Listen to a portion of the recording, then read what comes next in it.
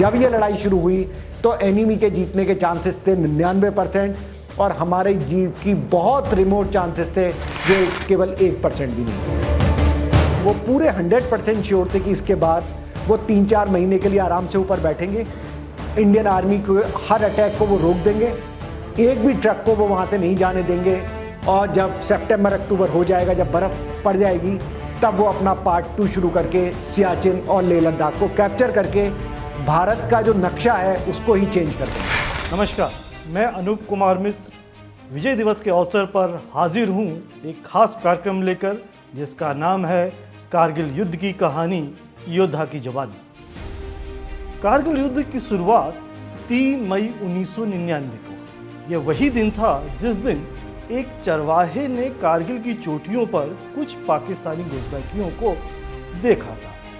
इसी दिन युद्ध की शुरुआत मानी जाती है। 2 महीने 3 सप्ताह 2 दिन चले इस युद्ध में कोई ऐसा दिन नहीं गया जिस दिन वीरता की एक अलग कहानियां लिखी गई। वीरता की बात करें तो वीरता, बहादुरी, जाबाजी जैसे शब्द भारतीय जाबाजों के सामने छोटे लगने लगे। ये पूरी कहानी क्या थी, ये सुनाने के लिए आज हमारे साथ मौजूद हैं उस युद्ध का हिस्सा रहे कैप्टन अखिलेश सक्सेना। आइए चलिए उन्हीं से सुनते हैं कारगिल युद्ध की कहानी उन्हीं की जुबानी। 3 मई को तो हमारी स्टार्टिंग हुई थी, जैसे आपने बोला एक चरवाहे ने स्पॉट किया था, लेकिन एक्चुअली अगर मैं इसकी पृष्ठभूमि पे जाऊं तो ये कहानी उससे कहीं पीछे जाती है। कैसे उसकी पृष्ठभूमि है, कैसे उसकी तैयारी की, क्या मकसद था। तो आज उस युद्ध को 24 साल हो चुके हैं और देशवासियों के लिए बहुत ज़रूरी है वो जानना कि उसके पीछे क्या पृष्ठभूमि थी। तो इसकी शुरुआत थी 1984 से, जहाँ पे भारतीय फ़ौज ने सियाचिन ग्लेशियर की कुछ जो टॉप पीक्स थी उनको कैप्चर कर लिया था। उससे पहले वो पीक्स पे कोई नहीं रहता था, ना इंडिया ना पाकिस्तान। ऑपरेशन मेघदूत के समय इंडियन फोर्सेस ने पाकिस्तान से पहले चढ़ के उनको कैप्चर कर लिया और पाकिस्तान को वहाँ मुँह की खानी पड़ी। पाकिस्तान के 2 मेन ऑब्जेक्टिव थे। एक उनका था सियाचिन ग्लेशियर पे सारी सप्लाई बंद करना और दूसरा लेह लद्दाख की सारी सप्लाई बंद करना और लार्जर एम था उन दोनों को कैप्चर करना।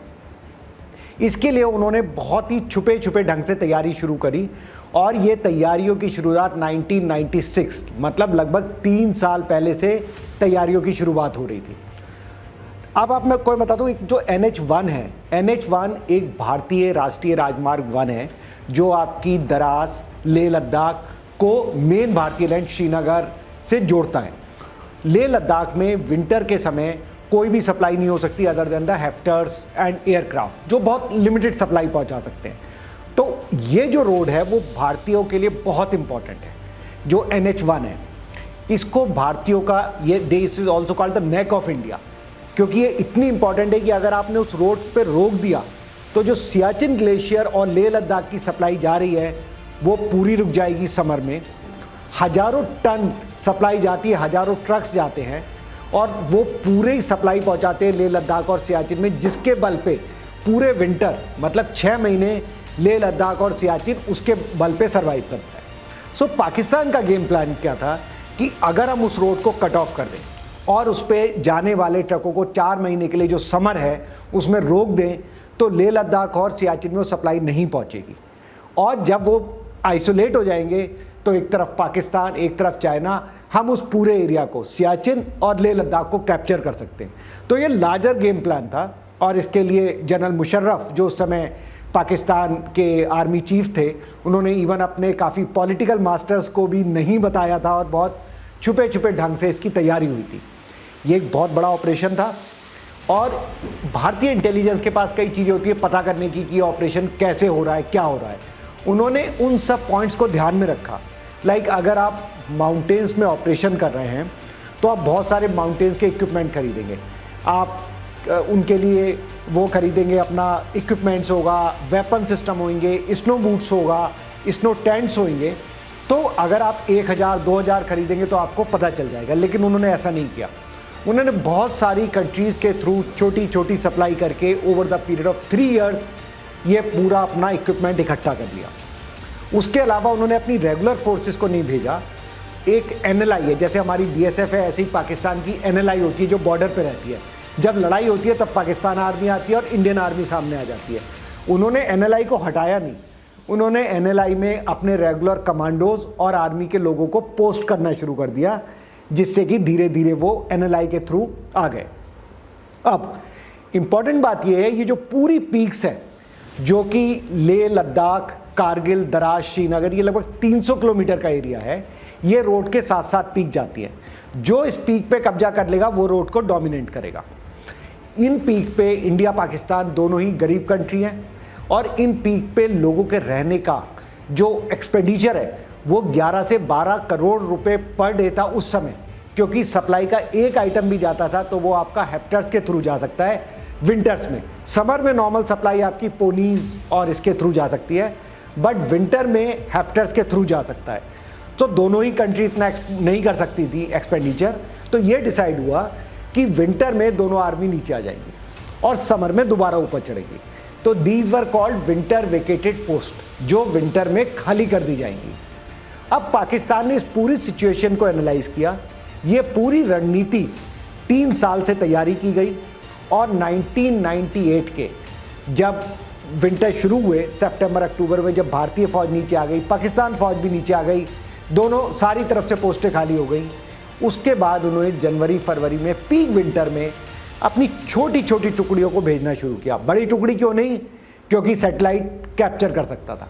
तो बहुत छोटी टुकड़ी, पूरा वाइट, जिससे स्नो के बैकग्राउंड में आपको पता ना चले, 2-2, 3-3 की टुकड़ियाँ धीरे धीरे धीरे आती रही और मार्च तक उन्होंने वो पूरी जो 300 किलोमीटर की सीमाएं थी उसको पूरा कैप्चर कर लिया। उन्होंने वहाँ पे धीरे धीरे वो सीमेंट और थोड़े बहुत अपने साथ आयरन के वो लाए थे रॉड्स, उन्हें छोटे से बंकर बना दिए जो कि चट्टाने थी वहाँ के, उसकी हेल्प से, तो वो अपने आप प्रोटेक्टेड थे। वो बहुत सप्लाई लेके आए थे जिससे उन्होंने किचन वगैरह सब इस्टेब्लिश कर लिया। तो कंडीशन ये थी, जब जैसे आपने बताया 3 मई को पहली बार जब उस गडरिये ने देखा, वो पूरी पीक्स को 300 किलोमीटर की पीक्स को कैप्चर कर चुके थे, बंकर्स बना चुके थे। उन्हें पता था इंडियन आर्मी आएगी तो सामने से आएगी, वहाँ पे वो माइंस लगा चुके थे। उन्हें यह भी पता था कि इंडियन आर्मी शायद एयरफोर्स को यूज़ करेगी, तो वो स्ट्रिंजर मिसाइल लेके आए थे। उन्हें यह भी लगता था कि शायद इंडियन आर्मी केमिकल वॉरफेयर भी कर सकती है, तो वो मास्क लेके आए थे। तो वो हर तरह से तैयार थे। वो बेस्ट ऑफ स्नो बूट्स और कैंप्स लेके आए थे, टेंट्स लेके आए थे। तो पाकिस्तान आर्मी की ये प्लानिंग बहुत ही मुख्ता थी, बहुत शानदार प्लानिंग थी जो उन्होंने सिचुएशन को देखते हुए 3 साल में की थी। तो कंडीशन ये थी कि जब उन लोगों ने, चरवाहों ने देखा, तो किसी ने विश्वास नहीं किया कि इतनी बड़ी सीमाओं पे हजारों की संख्या में आर्मी आके बैठ सकती है, और उनमें से एक भी ऑफिसर या जवान अपनी यूनिफॉर्म में नहीं था। वो सब या तो ट्रैक सूट में थे या कुर्ते पजामे में थे, क्योंकि वो पूरी दुनिया को ये बताना चाहते थे ये पाकिस्तानी आर्मी नहीं है, ये तो आपके अपने मुजाहिदीन हैं, आपके अपने टेररिस्ट हैं जो आपकी सीमाओं पे बैठ गए। नहीं तो इंटरनेशनल कम्युनिटी के ऊपर प्रेशर होता कि भाई आप दूसरे की सीमा में क्यों हैं। तो अभी तक जो स्टेज आई, मैं पाकिस्तान को जो रणनीति बनी और जिस तरह से उन्होंने उस दिन तक एग्जीक्यूट किया, उसका पूरा श्रेय, वो पूरे 100% श्योर थे कि इसके बाद वो 3-4 महीने के लिए आराम से ऊपर बैठेंगे। इंडियन आर्मी को हर अटैक को वो रोक देंगे, एक भी ट्रक को वो वहाँ से नहीं जाने देंगे, और जब सितंबर अक्टूबर हो जाएगा, जब बर्फ़ पड़ जाएगी, तब वो अपना पार्ट 2 शुरू करके सियाचिन और लेह लद्दाख को कैप्चर करके भारत का जो नक्शा है उसको ही चेंज कर देंगे। तो इस समय तक जब दुश्मन या पाकिस्तान बहुत ही सॉलिड स्थिति में था, इनफैक्ट अगर आप स्टैटिस्टिकली देखो तो उनके जीत के चांसेस 99% थे कि किसी भी हालत में वो जीतेंगे। हाँ, शायद एक चीज़ उन्होंने ध्यान में नहीं की थी, वो भारतीय फौज, ऑफिसर और जवानों की वीरता। आई थिंक वो उनका एक असेसमेंट था जो सही नहीं था, जिसका उन्होंने सही मूल्यांकन नहीं किया था, और उन्हें लगा था कि जो हमने बढ़त ले ली है, जो हमने अपनी स्ट्रेटेजिक कंडीशन बना ली है, हम हर हालत में जीत हासिल करेंगे। तो ये सिचुएशन थी लड़ाई से पहले, और इनफैक्ट इतना बुरा हाल था कि जब हम गए तो हमें ये नहीं पता था कितने लोग बैठे, कहाँ बैठे हैं। तो कैप्टन सौरभ कालिया जब अपनी पीक को कैप्चर करने के लिए जा रहे थे अपने जवानों के साथ, उन्हें बोला गया था कि शायद हो सकता, उन्हें पता भी नहीं था कौन है, 2-4 लोग बैठे हैं टेररिस्ट, उनको मार के आप अपनी पोस्ट पे पहुंच जाओ। जब वो बिल्कुल उनके पास पहुंच गए, किलिंग जोन में, तो वो टेररिस्ट नहीं थे, वो ट्रेंड आर्मी थी। उन्होंने तभी गोली चलाई जब वो उनके किलिंग जोन में आ गए और उन्होंने उन सबको कैप्चर कर लिया, राइट। पूरा विश्व जानता है कि कितनी बुरी तरीके से उन्होंने, जो आर्मी के नियम होते हैं, डिफेंस के नियम होते हैं। देखिए, आर्मी जब लड़ती है तो अपने असूलों से लड़ती है। मैं अपने देश के लिए लड़ रहा हूँ, वो अपने देश के लिए, लेकिन हमारे कुछ रूल्स हैं, हमारे कायदे हैं। हम दूसरे सैनिक को भी इज्जत देते हैं, लेकिन उन्होंने इन सब नियम, कायदे, कानून को तोड़ दिया और उन्होंने कैप्टन सौरभ कालिया की पेट्रोल को ना केवल बंदी बना लिया, बल्कि जनेवा कन्वेंशन के रूल्स को पूरा तोड़ते हुए उन्होंने उनके साथ जैसा सलूक किया, जो मैं कहूँगा कि शायद कोई दरिंदे ही कर सकते हैं। नहीं तो हम हर सैनिक को पूरी उसकी इज्जत देते हैं। और उसके बाद जब इनफैक्ट मेरी जब जीप वहाँ पहुँची, जब हमारी यूनिट को इंडक्ट किया गया, तो हमने सोचा नहीं था कि एनिमी बिल्कुल पास में रोड के सामने टोलोलिंग पीक पे बैठा है। जैसे ही जीप पहुँची, इमीडिएटली गोला आके गिरा। तो देन मेरे सैनिक ने बताया, जो वहाँ पहले से था, कि दुश्मन यहाँ तक आ गया, रोड के बिल्कुल साइड में। सो हमारी यूनिट तंगमर के एरिया में थी और सडनली हमें रातों रात खबर आई कि हमें तुरंत कारगिल दराज में मूव करना है। उस समय सिचुएशन बहुत क्लियर नहीं थी, कितने एनिमी हैं, कहाँ बैठे हुए हैं, कितने उनके पास वेपन है। अभी भी कन्फ्यूजन था कि वो एनिमी है या टेररिस्ट हैं या दोनों मिक्स है, क्योंकि कुर्ते पजामे में और ट्रैक सूट में थे। तो काफ़ी कन्फ्यूजन था उनके पास क्या वेपन है, तो हम लोग श्योर नहीं थे। तो पहले लोगों ने सोचा शायद 1-2 पीक पे ही लोग आके बैठ गए, बट इतना किसी ने नहीं सोचा था कि वो पूरे 300 किलोमीटर पे पूरी आर्मी ने कैप्चर कर रखा। वो धीरे धीरे पता चला। तो जब शुरू में नागा ने टोलोलिंग इसकी सबसे पहली पहाड़ी थी, जिसके वो सबसे आगे पास तक आ गए थे। तो सबसे पहले हमें टोलोलिंग को खाली कराना था एनिमी को, और एनिमी और हमारी रेडियो फ्रिक्वेंसी मिल जाती है, तो वो टोलोलिंग को अपना फोर्ट बोलता था कि टोलोलिंग तो मेरा किला है और एक ये ऐसा किला है जो आप जीत नहीं सकते। वो इसलिए उसको इतना कॉन्फिडेंस था कि टोलोलिंग की आप लोकेशन देखेंगे, वो रोड के बिल्कुल पास है और उसका ग्रेडियंट 70 से 80 डिग्री पे है। और टोलोलिंग या सारी पहाड़ियों पे वहाँ पे कोई पेड़ नहीं है, कोई ओट नहीं है। तो जब आप आगे बढ़ रहे हैं, आपके पास कोई ऐसी चीज़ नहीं है कि आप छुप के वहाँ तक पहुँच जाए। जैसे ही आप चढ़ाई शुरू करेंगे, एनिमी आपको देख सकता है, और एनिमी को पता है कि आप केवल सामने से आएंगे या थोड़ा साइड से आएंगे। उसने हर तरफ माइंस लगा रखे हैं, उसने बंकर बना रखे हैं जिसमें उसने छोटे से होल बना रखे हैं, और उनका मुंह सारे वेपन का आपकी तरफ है। तो जैसे ही आप चढ़ाई शुरू करेंगे, उनके सारे ऑटोमेटिक वेपन शुरू हो जाते हैं। पाकिस्तान आर्टिलरी, उनका जो फॉरवर्ड ऑफिसर है वो वहीं पे बैठा हुआ है, और जैसे ही आप अटैक शुरू करेंगे, वो पाकिस्तानी आर्टिलरी का सारा फायर, जो भी टुकड़ी आगे चल रही होती है, उसके ऊपर लाते हैं। तो बहुत डिफ़िकल्ट कंडीशन थी। पहले सौरभ कालिया के साथ ये हुआ, फिर एक और 1 नागा जो वहाँ पे थी, उनको भेजा गया। नागा बहुत वीरता से लड़े, लेकिन सिचुएशन इतनी डिफ़िकल्ट थी कि जैसे ही वो क्लिफ पे पहुँचे, जो नियरली 80 डिग्री पे थी, वो उसके आगे नहीं बढ़ पाए। और उन्होंने रियलाइज़ भी नहीं किया था कि एनिमी इतना है, क्योंकि जैसे ही वो एक टुकड़ी की तरफ चले, वहाँ पे अगर 10 लोग थे और बाकी पहाड़ियों की हर पोस्ट पे 10-10, 20-20 बैठे, वो सारे लोग कंसंट्रेट होकर उसी जगह आ गए। तो 100 लोग आपके ऊपर से फायर कर रहे हैं, जहाँ पे आप 40-50 लोग चढ़ रहे हैं। जो टेम्परेचर था वो नीचे -2, -3 से शुरू होकर ऊपर -28 तक जा रहा था। -28 टेम्परेचर, जहाँ पे आपको सांस लेने में, मतलब लड़ना तो बहुत दूर की बात है, एक नॉर्मल आदमी के लिए वहाँ पे सर्वाइव करना भी मुश्किल है, क्योंकि आपको सांस लेने में प्रॉब्लम होती है। लेकिन हर जवान को, हर ऑफिसर को अपना पूरा जो भी वेपन थे, अम्यूनिशन था, वो कैरी करना था, जो 40 से 50 किलो होता है। हमारे पास इवन स्नो बूट्स नहीं थे, क्योंकि हम इस तरह की लड़ाई के लिए रेडी नहीं थे। हमारे पास नाइट विजन डिवाइसेस नहीं थे लेकिन बहुत कम थे, जो सफिशिएंट नहीं थे। लेकिन क्या हम ऐसी स्थिति में अपनी शॉर्टेज को देखें या अपने तिरंगे की रक्षा, देश की इज्जत के लिए? तो कोई भी अटैक, चाहे कितनी भी डिफ़िकल्टी थी, कितनी भी चीज़ों की कमी थी, एक के बाद एक अटैक होते रहे। तो पहले नागा का अटैक हुआ, सक्सेसफुल नहीं हुआ। फिर हमने वहाँ पे ग्रेनेडियर्स को ये अटैक दिया गया। ग्रेनेडियर से मेजर विकास अधिकारी बहुत ब्रेव ऑफिसर थे, खुद लीड किया उन्होंने अपने जवानों को, और आगे बढ़ के वो काफ़ी पास तक पहुँच गए थे। लेकिन जब वो 300 मीटर पीछे थे, तब वहाँ दुश्मन की गोली उन्हें लगी, क्योंकि वो बिल्कुल क्लिफ पे रस्सी के थ्रू चढ़ने की कोशिश कर रहे थे और दुश्मन उन्हें सामने देख सकता। तो वहाँ पे भी उनको रुकना पड़ा। कर्नल विश्वनाथन ने आके उनके 2 IC थे, उन्होंने आके हेल्प करने की कोशिश करी और अटैक को दोबारा सस्टेन करने की कोशिश करी। वो थोड़ा और आगे बढ़े, लेकिन वो एक लिमिट से आगे नहीं बढ़ पाए। तो कंडीशन बहुत बुरी थी। उसके बाद फिर हमें रियलाइज़ हुआ कि हमें आर्टिलरी का भी सपोर्ट चाहिए, क्योंकि खाली इन्फेंट्री में अगर हम चढ़ रहे हैं तो हम एक उनके लिए डायरेक्ट टारगेट है। फिर आर्टिलरी को भी इंडक्ट किया गया। बोफोर्स से लेके जो दूसरी आपकी माउंटेन गन है उनको यूज़ किया गया।